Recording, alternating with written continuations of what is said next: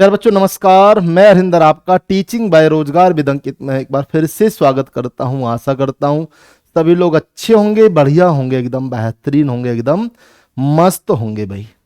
तो आप लोगों का 15 मिनट शो में एक बार फिर से स्वागत है। और आपको पता है कि मैं आपको 15 मिनट शो में पर डे पेडागोजी का एक छोटा सा टॉपिक कंप्लीट कराता हूं और अच्छे कंसेप्ट के साथ में। तो आप उससे फायदा भी ले पा रहे होंगे और जब तक आप लोगों का नोटिफिकेशन आएगा सारी पेडागोजी मैथ की इसी हल से आपका बहुत अच्छी तरह से मैं कवर करा दूंगा। तो ये आज आपका 11 तारीख है भाई, ठीक है। ये प्यारे बच्चों आज आपकी कौन सी डेट है? 11 तारीख है।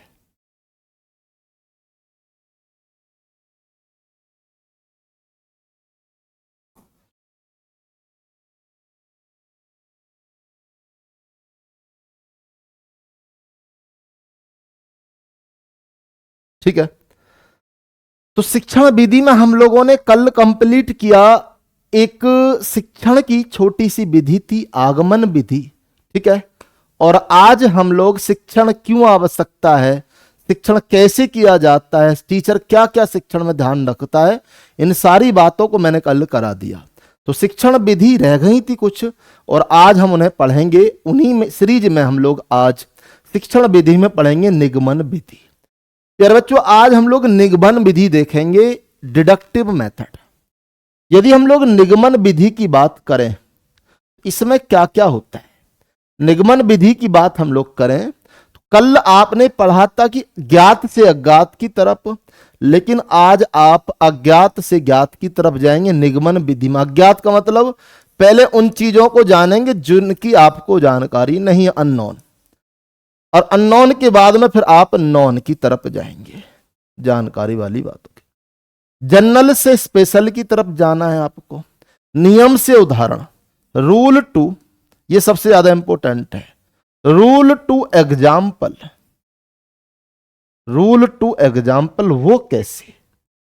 मेरे बच्चों रूल टू एग्जाम्पल वो कैसे, जैसे मैंने पूछा कि प्रथम 15 विषम संख्याओं का योग क्या है, समझना बेटा यार।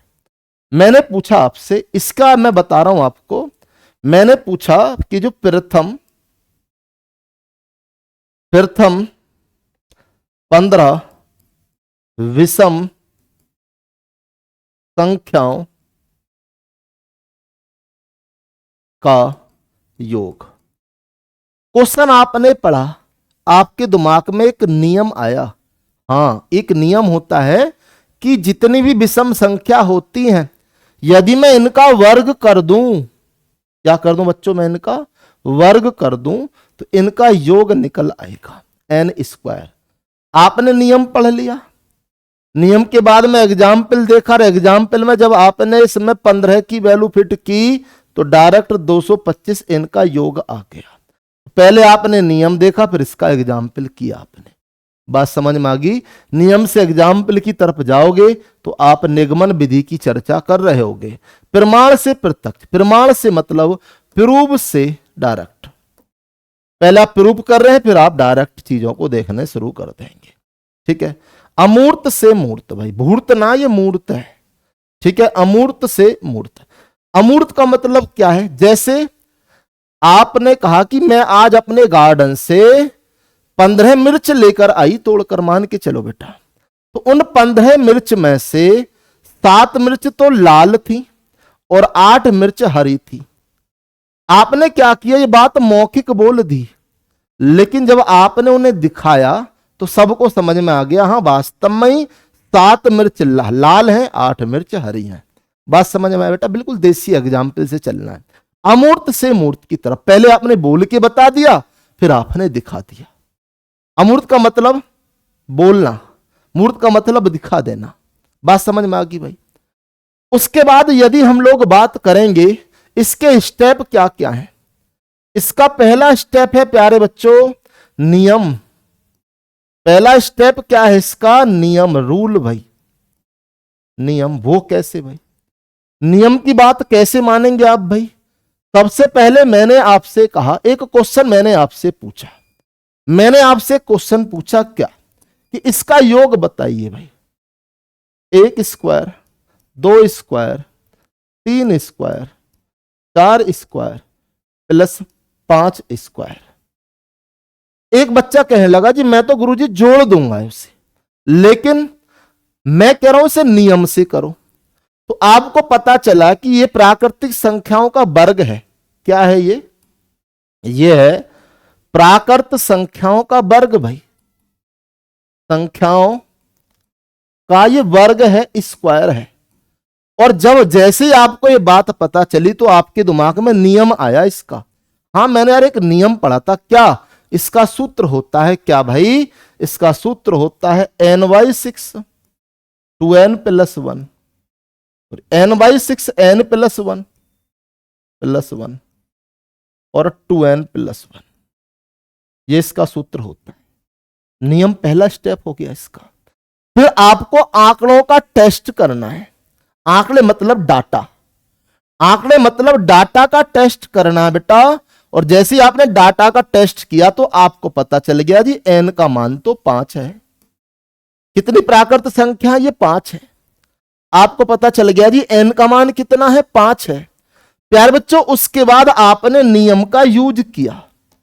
जो नियम है, रूल है, नियम, उसका आपने इस्तेमाल किया, नियम का प्रयोग किया।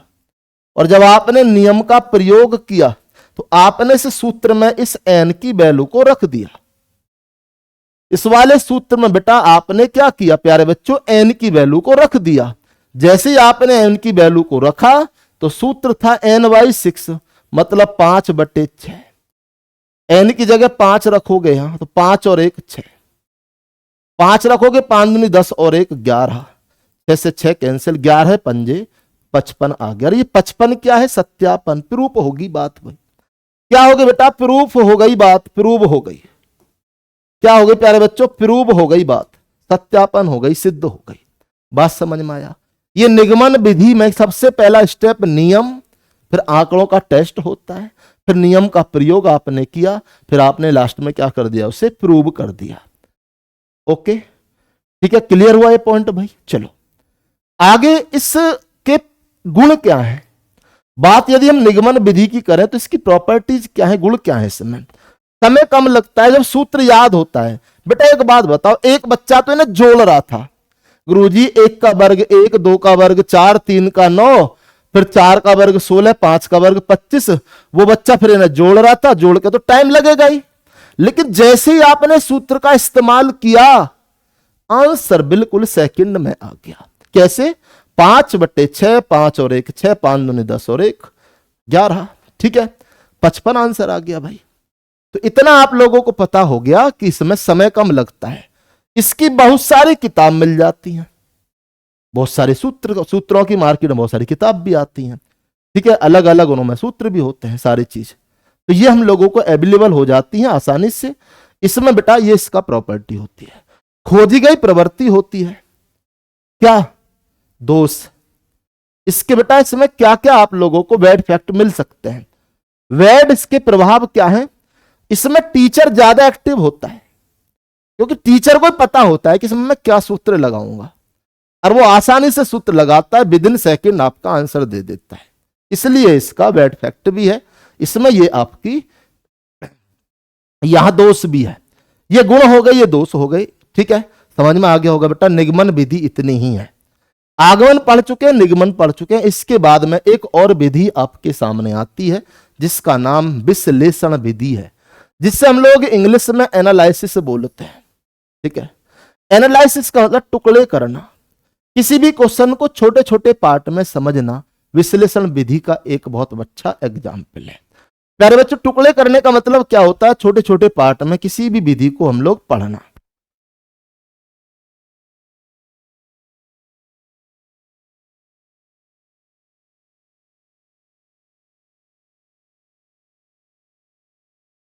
टुकड़े करने का मतलब छोटे छोटे पार्ट में पढ़ना, छोटे छोटे पार्ट बनाकर करना, पार्ट बनाकर करना, छोटे छोटे हिस्से बना लो।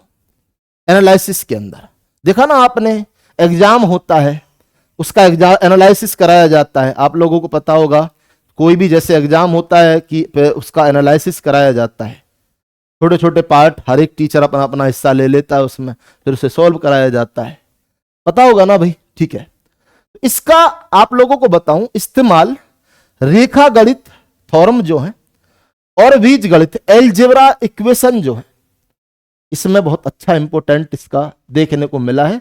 विश्लेषण विधि का कहां मिला है बेटा? रेखा गणित में थ्योरम जो है और बीज गणित एलजेब्रा इक्वेशन में खोज करने की क्षमता डेवलप होती है। ठीक है, इसमें बच्चा क्या करना शुरू कर देता है? खोज करना, नई नई खोज करना शुरू कर देता है। ठीक है, उसके अंदर एक डेवलप हो जाती है, उसकी एफिशिएंसी जो है मजबूत हो जाती है, क्षमता उसकी सोचने की। ठीक है, सोचने की क्षमता मजबूत हो जाती है, सोचने की क्षमता, थिंकिंग अबाउट जो है वो और मजबूत हो जाएगी, सोचने की क्षमता,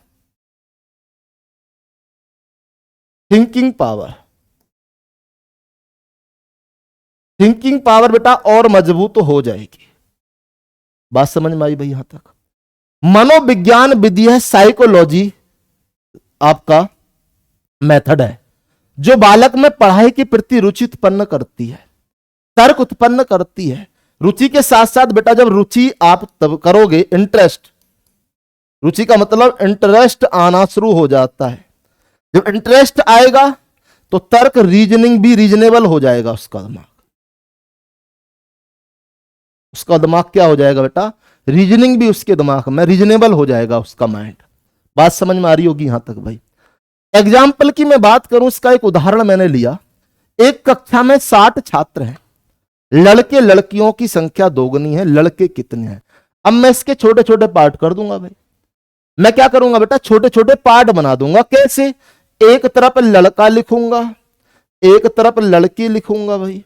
ठीक है, इसने कहा लड़के लड़कियों से दोगुने हैं, लड़की x है तो लड़के 2x है। ठीक है, इन दोनों का योग 60 है। जब मैं इन दोनों का जोड़ करूंगा बेटा 2x प्लस kx, ये 60 आएगा। 2x और x कितना हो जाएगा? 3x बराबर 60। 3 से काटोगे 20, तो x का मान 20 आ गया। x बोले तो लड़की 20 है, तो लड़का 20 दूनी कितने हो जाएंगे? 40। तो मैंने इसे टुकड़े बना बनाकर सॉल्व कर लिया। प्यारे बच्चों, मैंने इसे क्या किया? टुकड़े बना बनाकर सॉल्व कर लिया। तो ये मेरी कौन सी विधि है? एनालिसिस विधि है। टुकड़े करके हम लोग इसे पढ़ते हैं। इसी में एक अगली विधि आती है आपकी संश्लेषण विधि, सिंथेटिक मेथड। संश्लेषण विधि का मतलब इकट्ठा करना, सबको इकट्ठा करना, जो टुकड़े हैं उनको एक साथ मिलाकर करना। ठीक है, इससे हम लोग क्या कर सकते हैं? कंक्लूजन निकाल सकते हैं, निष्कर्ष निकाल सकते हैं। नॉन से अननोन, ज्ञात से अज्ञात की तरफ हम जा सकते हैं। ठीक है, स्मरण शक्ति विकास में मददगार होती है, थॉट माइंड आपका और ज्यादा बढ़ जाता है। सीरीज से काम करते हैं, क्रमबद्ध तरीके से। किससे करते हैं बेटा? पैरेलल या सीरीज से आप काम करते हैं। सीरीज का मतलब एक पहले, उसके बाद फिर आगे स्टेप, फिर अगला स्टेप, अगला स्टेप, स्टेप वाइज चलना है। सीरीज का मतलब स्टेप वाइज, स्टेप वाइज हम लोगों को बढ़ना है आगे। ठीक है, एग्जाम्पल क्या? त्रिभुज के तीनों कोणों का योग 180 होता है। मैंने क्या किया? इकट्ठा किया डाटा और मैंने देखा एक लाइन यहां खींची, एक लाइन यहां खींची बेटा। मान के चलो ये x कोण है तो ये भी x होगा। क्यों? क्योंकि एकांतर कोण है। ठीक है भाई, ये y कोण है तो ये भी y कोण होगा, एकांतर कोण है। अब आपको एक बात बता दें, त्रिभुज में ये मैंने मान लिया बेटा z, किसी एक पॉइंट पर बने सभी कोणों का योग 180 होता है। तो x प्लस के वाई प्लस जेड 180 हो जाएगा। कितना हो जाएगा बेटा? 180 हो जाएगा, क्योंकि एक लाइन पर किसी भी पॉइंट पर बने कोणों का योग 180 होता है। तो यही तो त्रिभुज है, एक्स वाई जेड, यही तो त्रिभुज है। ये बात भी इसमें साथ के साथ क्या हो गई? प्रूव हो गई। मैंने सब चीजों को इकट्ठा करके मैंने बता दिया कि त्रिभुज के तीनों कोणों का योग कितना होता है प्यारे बच्चों? 180 डिग्री होता है। ठीक है, तो ये आपकी बड़ी इंपॉर्टेंट विधि थी, आगमन, निगमन, विश्लेषण और संश्लेषण। एक बार प्यारे बच्चों इन्हें आप रिवाइज करेंगे। कोई समस्या आती है तो आप मुझे अपना कमेंट सेशन में बताएंगे। मिलते हैं नेक्स्ट कल अगले टॉपिक के साथ। आज क्लास को यहीं समाप्त कर दें दोस्तों। बहुत बहुत धन्यवाद, थैंक यू।